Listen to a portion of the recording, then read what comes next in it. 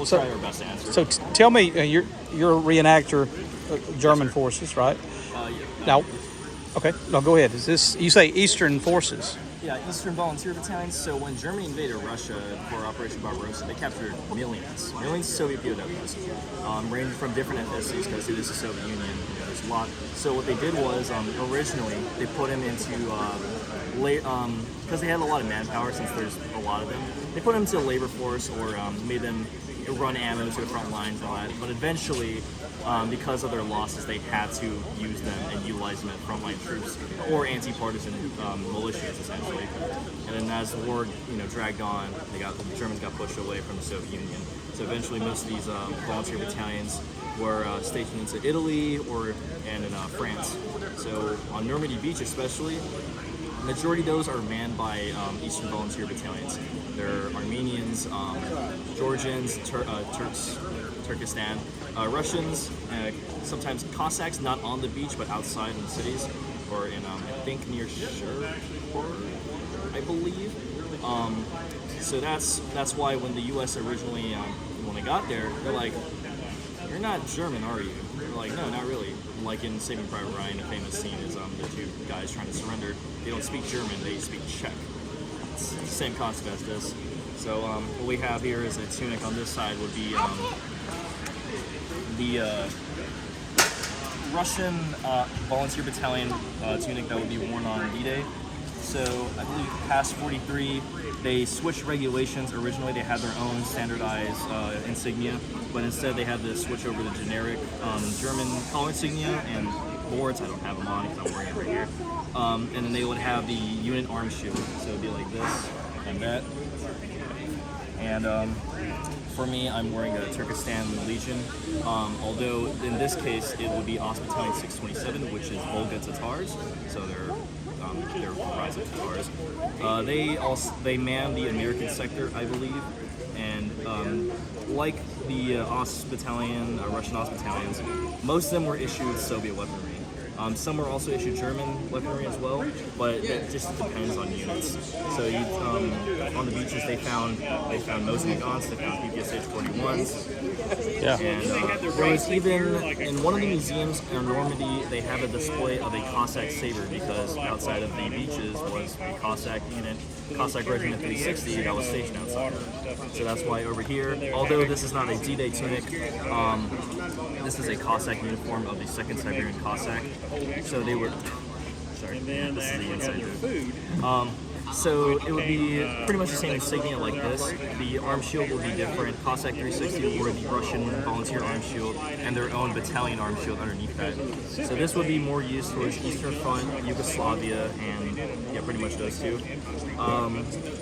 When they got captured by the Allies, they were unaware that the U.S. and the U.K. already signed a deal with Stalin of repatriation, where when they captured the former Soviet citizens and all that, they would have to be sent back to the Soviet Union. They didn't know this. They thought they were being sent to the U.S. or the U.K., and which some of them did, but they eventually had to be transferred to the Soviet Union. Gulags. They would go to Siberia in the gulags or do forced manual labor. The famous one is, I believe, Fort Dixon had a riot and suicide where if you go up there, there's a Russian cemetery. There's cemeteries where there's dead Russian soldiers there because they either committed suicide or they forced themselves into a riot so they wouldn't have to go back to the Soviet. And where was this? Fort Dixon. Okay. Essentially, early in the war, they had their own insignias. Then later on, they started looking more German with their own arm shields. Well, were these soldiers of any certain ideologies, or are they just getting away from the German POW camps? The best way to break it down, I break down to 3 categories. One, they are former white Russian veterans during the Russian Civil War who fought against the Soviets and Bolsheviks. Second is they are not white army veterans. However, they don't like Stalin or they don't like. They're anti-communists. They're anti-communists, essentially. Or third, they did not want to starve in a camp, so they volunteered themselves, which was a famous example being the Cossack battalions or regiments.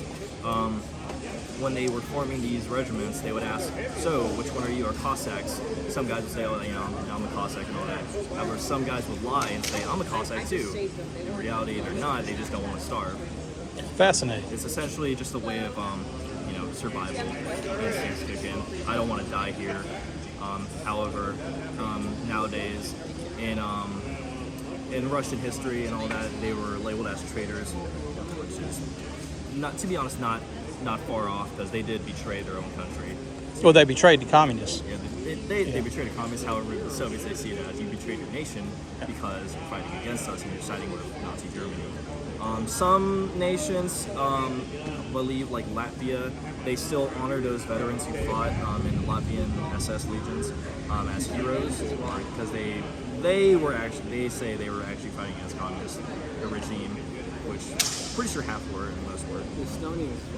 Estonians, basically all the politics. What about Ukraine? Because they were, they were anti-communist. Like I said, earlier, before they actually became a volunteer battalion, when they formed militias and security detachments, famous ones would be Shuma battalions, and just regular militia guards. They did some pretty bad stuff. They were known for rounding up Jews and sending them to Germans or executing them as well. Same thing happened in Belarus as well, where Shuma battalions would round up villages and who would suspect of being Jewish or partisans, killed them or send them away towards the Germans and hang them eventually. Regardless, wherever they went, death Followed. Yeah.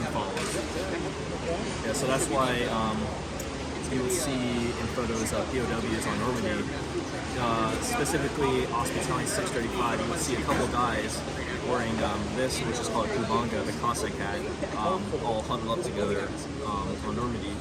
Or you'd see Asiatic-looking people because they would fall under the Russian units or the Central Asian units because they are of Kazakh descent or Mongolian, Buryats, and all that. East Asian Siberians, essentially. It's pretty diverse group. Fascinating stuff. Well, thank you for talking to me. No problem. So what's going on over here? See, they've all got on. They're on the moon. See that screen over there with the 4 pictures? Oh, they're on the moon. That's what. Yeah, they just wrote the Apollo to the moon. See what they did? I saw somebody check us.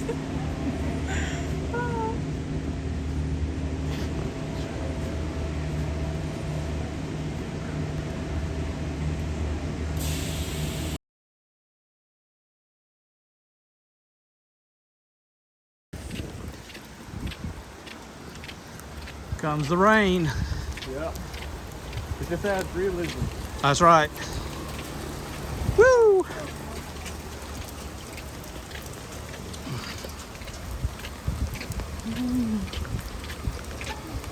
Go faster.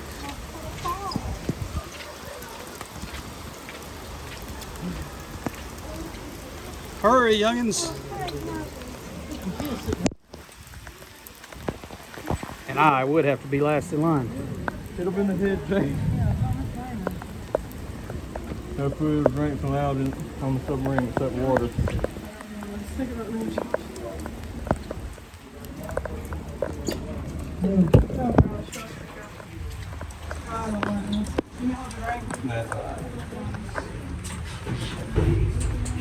Love that smell.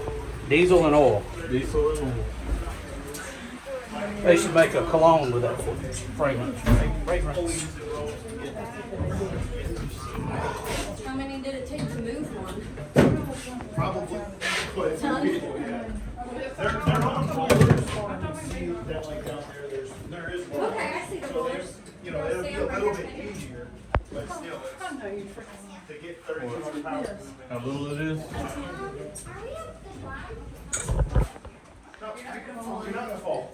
There, this is at the bottom though, you see the. Josh, removal of objects could result in a fine or imprisonment. Kevin, you'd have been alright, but I couldn't have slept right there. Oh yeah, they made this thing for me, as small as it is.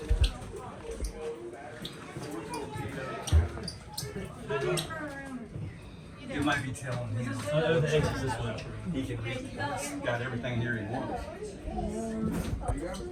Bridge, look at this.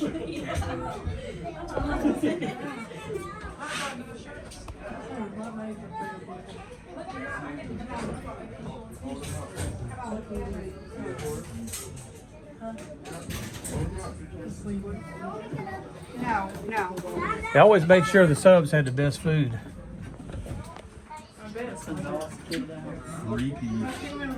Yeah, you reckon if I hit that off, it would turn stuff on? It might start the engines.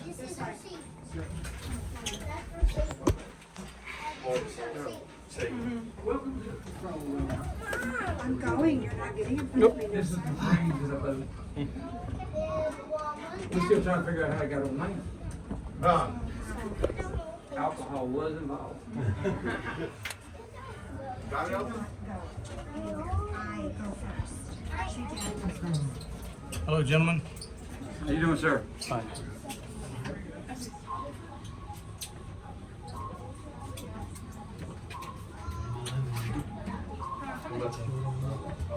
Watch your back. Watch your back. That's all, yeah. What'd you say? You know, I can tell you right now, I can see the look in his eye. He was going up. What'd you say? How many people are normally manned on a sub? Bring the submarine to the house. We'd never That's a leave. good question. Couldn't have been much. It was tight quarters there. First time I ever went to Disney World, first thing I thought, oh man.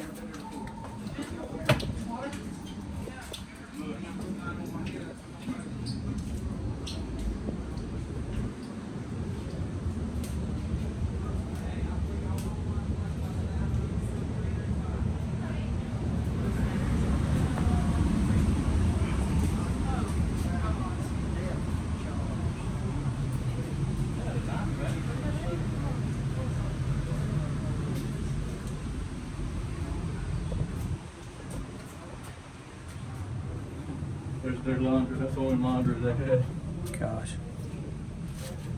Borax type C powdered.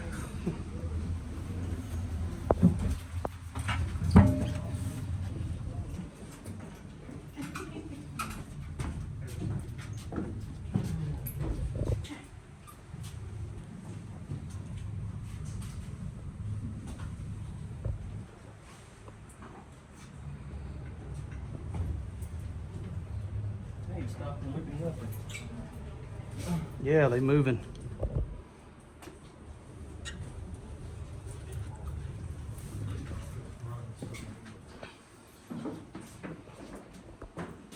Wow, That's a heck of a piston. it sure is. That's just engineering at its finest. Yeah. Wonder how loud it was. Imagine in here they had hearing loss.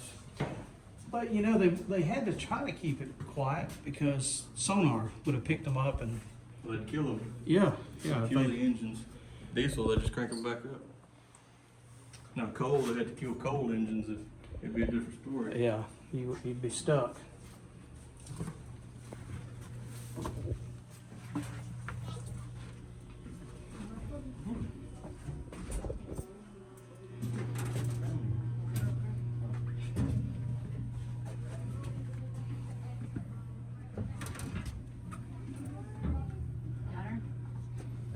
You know, some nations still use the equivalent of this. Taiwan's got some subs kind of like this.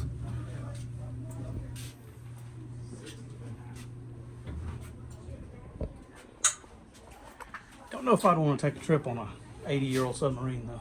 No. Things might not go right.